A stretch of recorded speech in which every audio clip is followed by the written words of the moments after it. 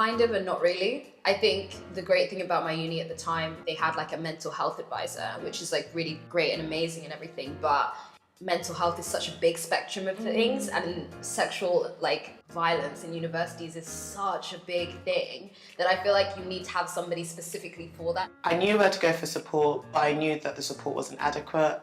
Again, the racialized aspect was very important to me. As a black woman, I feel like being able to tell my experience to another woman that looks like me is very, very important.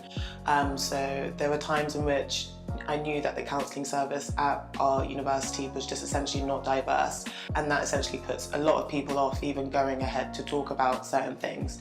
From what I've been told by other people that had the unfortunate experience of sexual harassment, it wasn't in the sense that there was counselling available, but with counselling there was a long waiting list at my uni. In my uni, you were just told to go to the police. I've not experienced any sexual harassment at university. However, I do know people that have, and their first thought was to tell the RA, so like the resident advisor. Whether it will be taken seriously is a different conversation. Right now, when I think in retrospect, I know who to officially go to, that would be my pastoral tutor, but we only saw them a handful of times throughout the year. I wouldn't exactly turn up and knock on their door and, you know, feel like I could talk to them if something had happened to me. A lot of those people, like teachers and academics, they're not trained on a lot of this stuff. They're not trained on race issues, they're not trained on gender issues. They're actually hella ignorant when it comes to this stuff. It's just like, okay, great, you have a PhD, teach. We had a women's, well, we didn't have a women's officer. We were supposed to have one voted in,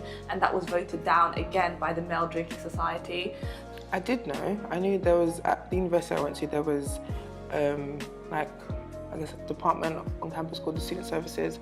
So I knew that if I had any sort of issues that were like non-academic based, that I would go to Student Services, whether that's to do with money or whatever, and like sexual harassment. At the same time, I don't think when we started uni, we were really kind of made aware of what the process would be if you were to experience that. I knew of the guidelines that was put into my freshers pack, but I didn't know how to actually implement that practically. As to whether I thought those were the most appropriate for some of the things that I experienced or any other people experienced, I think it's another story. Again, what do you report? Do you report full-out sexual harassment in which someone just gropes you, or do you report, you know, a comment in a club which may, you know, for some people be just as, you know, devastating?